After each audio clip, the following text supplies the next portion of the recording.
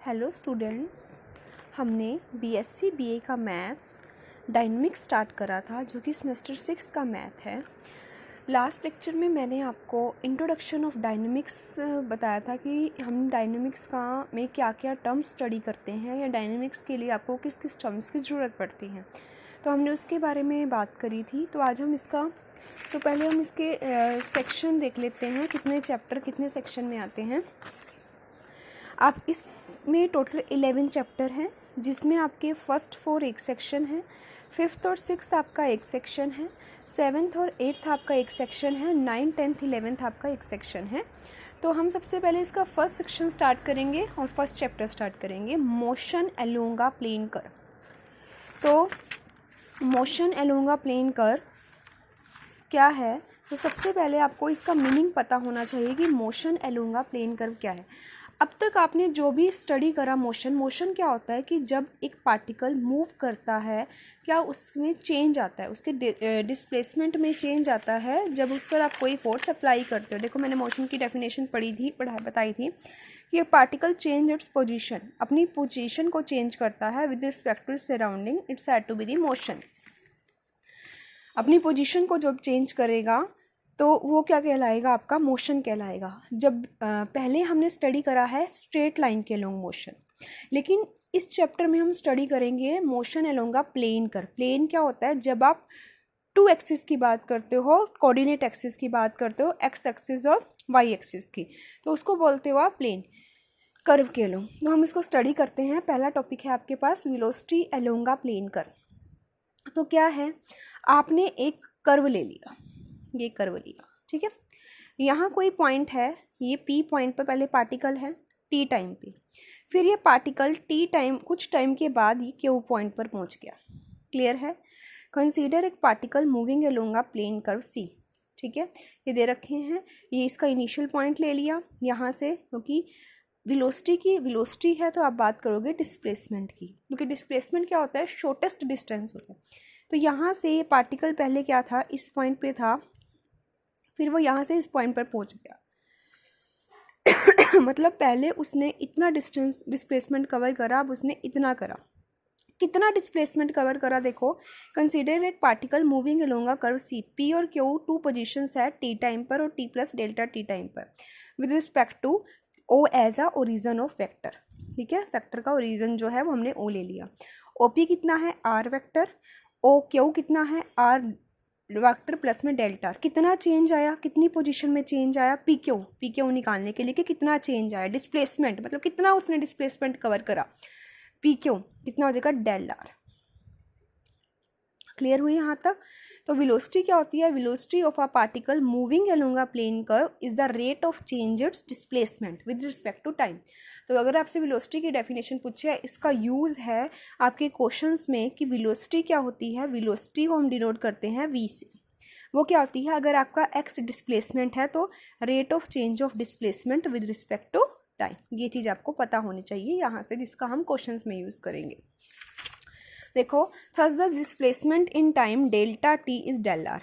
ठीक है, ये हो जाएगा। Suppose v and v plus del v velocities हैं एक पी पॉइंट की। मतलब देखो जैसे ये कर्व है, पहले पार्टिकल इस पॉइंट पे था, ठीक है, टी टाइम पे, फिर वो पार्टिकल चल रहा है, उसकी वेलोसिटी भी तो बढ़ रही है, तो वो यहाँ पर पहुँच गया। उसने कितने कवर करा, उसने डेल आर डिस्टेंस कवर करा, डिस्प्लेसमेंट कवर करा, सॉरी। पहले उसकी वेलोसिटी यहाँ वी थी, यहाँ वी प्लस डेल आर होगी। उसने नहीं यूनिफॉर्म नहीं बोला था, वेलोसिटी चेंज हो रही है उसकी 2 पॉइंट पर। तो वेलोसिटी क्या होती है, v is equals to del R and limit exist करती है del R by del T, तो हम इसको डिनोट करते हैं D R by D T से। थस वेलोसिटी, ये आपको ध्यान रखना है, वेलोसिटी v क्या कहलाएगी, is along the tangent to the path of particle, hence it is vector quantity along the tangent to the path. The magnitude of v is called the speed of the particle. अगर v का magnitude निकाल दूँ v का, तो वो speed of particle हो जाती है। तो आपको सिर्फ यहाँ से एक वेलोसिटी की डेफिनेशन पता होनी चाहिए, rate of change of it's displacement, एक ये चीज़ पता होनी चाहिए। और एक क्या पता होना चाहिए कि स्पीड ऑफ पार्टिकल क्या होती है। देखो अब हम बात कर रहे हैं प्लेन कर्व की, प्लेन कर्व की बात कर रहे हैं, तो दोनों एक्स एक्सिस और वाई एक्सिस के मैग्नीट्यूड की बात करनी पड़ेगी। तो मैग्नीट्यूड निकालने का फॉर्मूला क्या होता है, ये वेक्टर है, आई क्वांटिटी वाले का स्क्वायर जे क्वांटिटी वाले का स्क्वायर प्लस में अंडर द रूट हो जाता है आपके पास, ठीक है। Speed of the particle at p पर कितनी हो जाएगी, under the root d x का होल स्क्वायर प्लस में डी वाई का whole square. The component d x by D t of velocity along x axis है, जिसको हम पॉजिटिव और नेगेटिव अकॉर्डिंग एक्स की डायरेक्शन है। अगर एक्स इंक्रीज डायरेक्शन में है तो हम D x by D t को पॉजिटिव लेंगे।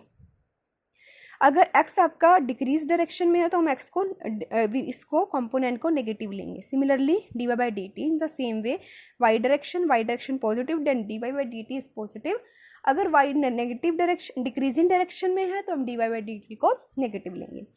तो आपको यहाँ से एक ये मेन फॉर्मूला याद रखना है, ये वाला फॉर्मूला क्लियर है, जिसका हम क्वेश्चंस में यूज़ करेंगे। अगला है acceleration along a plane curve. Acceleration क्या होती है, rate of change of its velocity, ये वाली।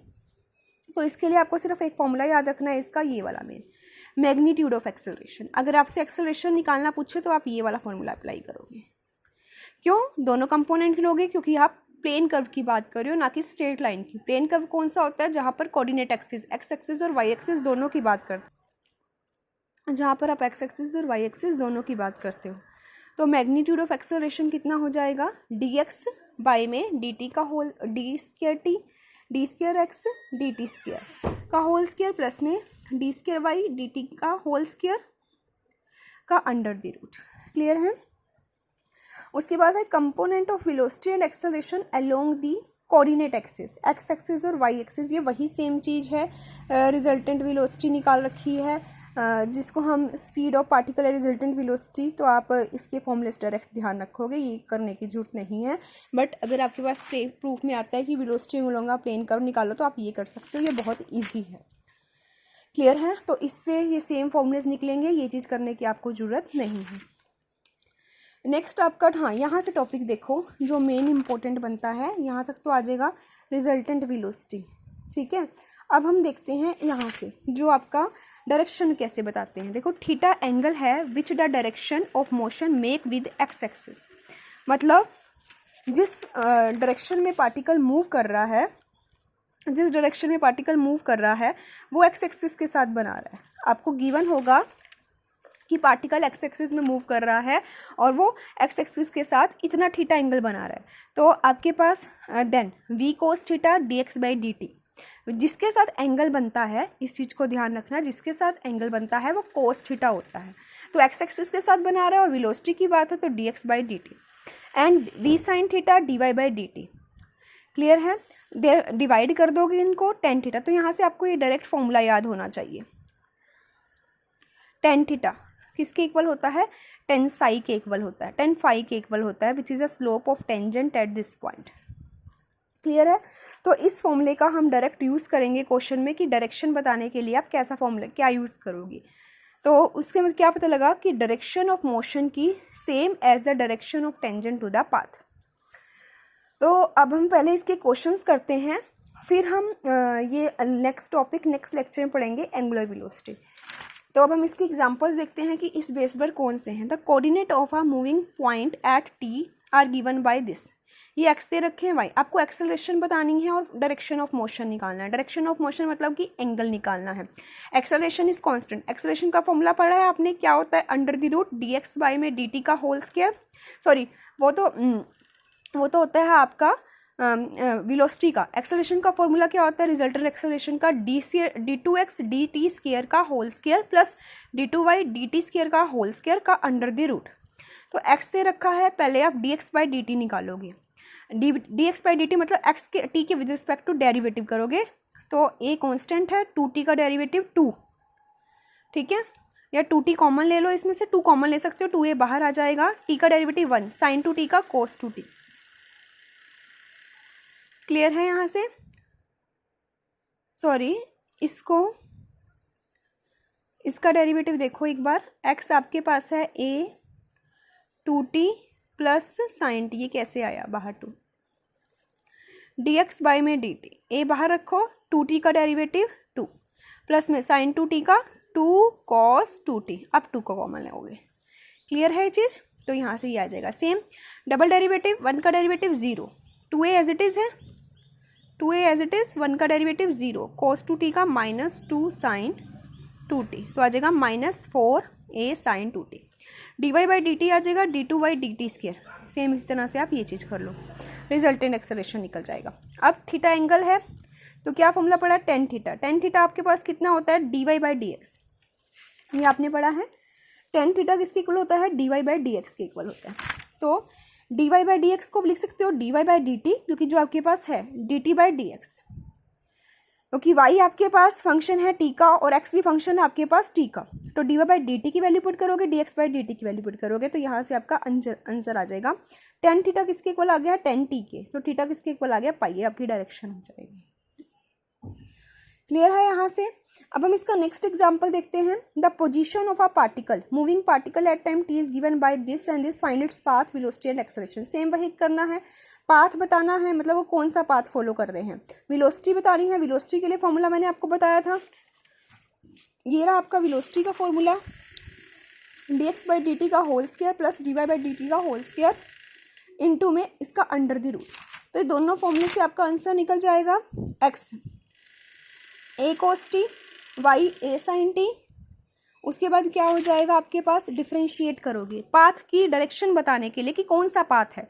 तो d x by D t D Y by D t, आप क्या करोगे, equation of path is obtained by eliminating t from equation first and second. सबसे पहले क्या करो, इन दोनों इक्वेशंस की स्क्वायरिंग एंड एडिंग कर दो। ए स्क्वायर किसके इक्वल है, a square cos square t, y square किसके इक्वल है, a square sine square T.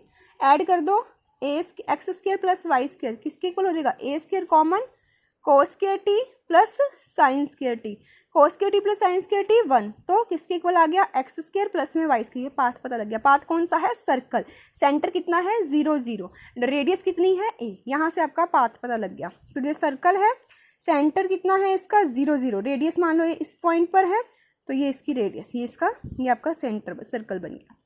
ये पॉइंट ले लिए इन्होंने, जनरल पॉइंट ले रखे हैं, देखो डायग्राम में सेंटर आपका 0 0 है, रेडियस आपकी ए है, टी एंगल के साथ है, P A cos T A sine theta.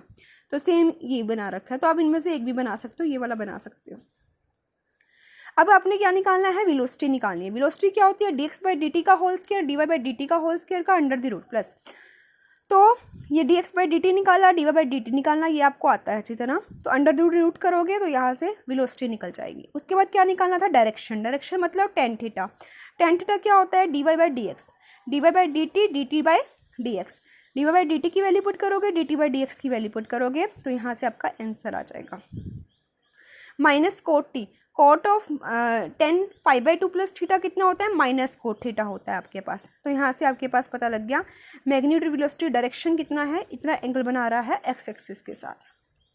उसके बाद आपको क्या निकालना है, इसकी एक्सेलरेशन निकालना है। जब भी आपको एक्सेलरेशन निकालनी होती है तो क्या करते हो, d2 डबल डेरिवेटिव, किसका, या तो वेलोसिटी का डेरिवेटिव कर दो या डिस्प्लेसमेंट का डबल डेरिवेटिव कर दो, एक ही बात है, ठीक है जी। या तो जो गिवन इक्वेशन है उसका 2 बार डेरिवेटिव कर दो, या जो वेलोसिटी आ गई है उसका 1 बार और डेरिवेटिव कर दो, हो जाएगा। 2 बार डेरिवेटिव कर दिया, फिर क्या फॉर्मूला होता है का स्क्वायर प्लस में का अंडर द रूट, यहाँ से ये चीज़ आ जाएगी। तो मैग्नीट्यूड ऑफ आपका एक्सेलरेशन निकल गया। तो यहाँ से आपसे वो ये भी पूछ सकता था कि find the path, velocity and acceleration, या ये पूछ सकता था कि एक्सेलरेशन शो करो कांस्टेंट है, तो एक्सेलरेशन आपके पास कांस्टेंट आ रही है, ए आ रही है, ठीक है। ये भी आ सकता था कि वेलोसिटी भी सेम है, कुछ भी पूछ सकता है कि शो करो कि वेलोसिटी और एक्सेलरेशन सेम है, सेम आ रही है, या ये कह सकता है कि दोनों कांस्टेंट है एंड सेम है।